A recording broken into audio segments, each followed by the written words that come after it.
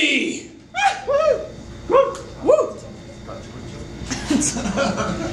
Whenever the word comes up, or the thought comes up in political discourse, it is almost always Republican talking to Democrat, to liberal, declaring sodomy, sodomites, a nation of sodomists. What I am going to try to do here is reverse that. I'm going to call Republicans sodomites, and I'm going to explain to you why I believe this is the case. Now, you're going to have to bear with me as it requires me to read some bits from the Bible, and I know that is insanely exciting for everybody here, but bear with me.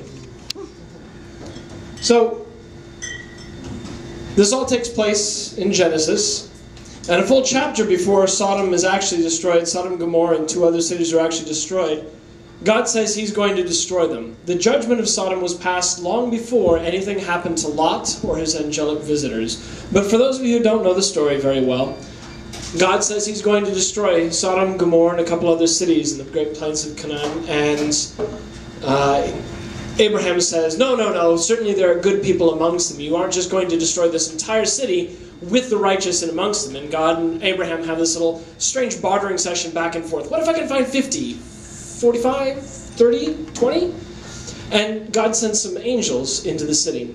And the angels meet Lot at the front gate, and they walk up to his house. And the men of the city gather around the house, and they start beating on the walls and on the door, and they say, "Let us have these men. Bring these men out."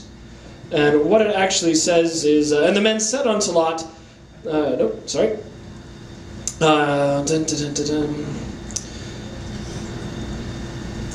But before they lay down, the men of the city, even the men of Sodom, encompassed the house around, both old and young, all the people from every quarter. And they called unto Lot, and said unto him, Where are the men which came in with thee this night? Bring them out to us, that we may know them. And Lot went out the door unto them, and shut the door after him, and said, I pray you, brethren, do not so wickedly. Behold now, I have 2 daughters, which have not known man. Let me, I pray you, bring them out unto you, and do ye to them as is good unto your eyes. Only unto these men do nothing, and therefore come today under my shadow of my roof. And they basically tell him that's not acceptable. They don't want the daughters, they want the men, and they're going to do worse to him if he doesn't bring them out immediately. This ends with Lot's wife turning to salt, and them fleeing the city, and the entire city being destroyed in fire and brimstone. Whenever you have heard this story, or the term sodomite, which refers not just to homosexual sex, but to any sex outside of marriage and anything other than kind of the standard position, you are kind of buying into a prepackaged idea of this. Now, when you read the story, it's easy to hear that, isn't that? You hear the inflection on the word know. Bring him out that we may know him. The word, the Hebrew word to know, is used about 900 times in the Bible, in the original, in the actual Talmudic versions, and only a handful of times does to know mean to fuck or to rape. Most of the time it means to know. Who do you have in your house? We have been at war recently, and you just let strangers come into our town at night.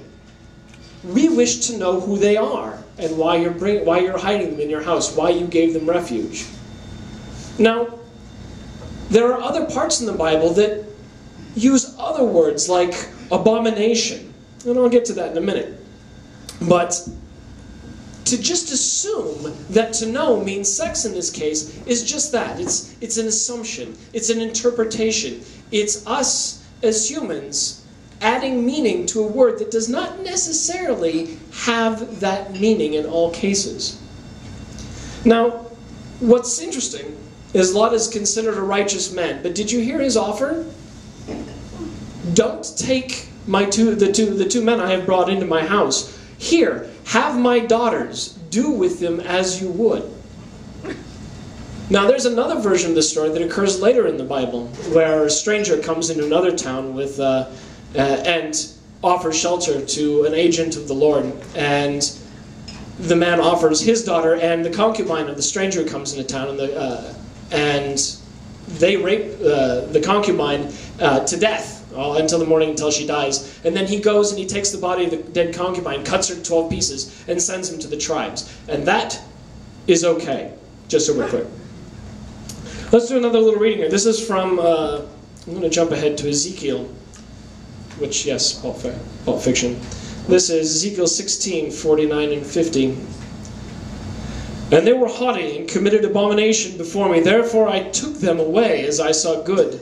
Neither has Samaria committed half thy sin, but thou hast multiplied thine abominations more than they, and hast justified in thy sisters all thine abominations which thou hast done.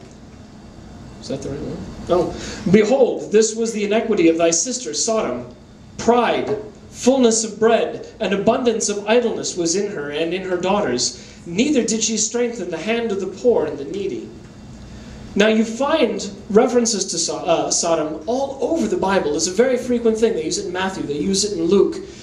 And most of the time, when they reference this, they don't reference homosexual sex. They don't reference sex all the time unless it's in the form of adultery.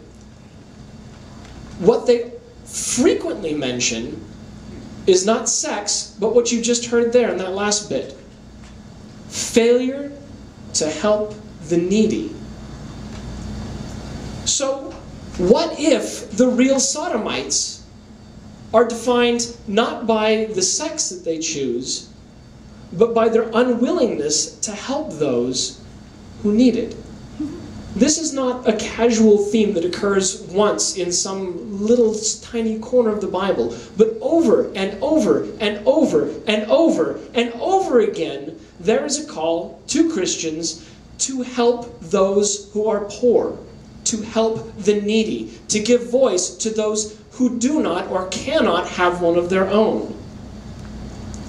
To assume that the story of Sodom and Gomorrah is about sex seems like an excuse.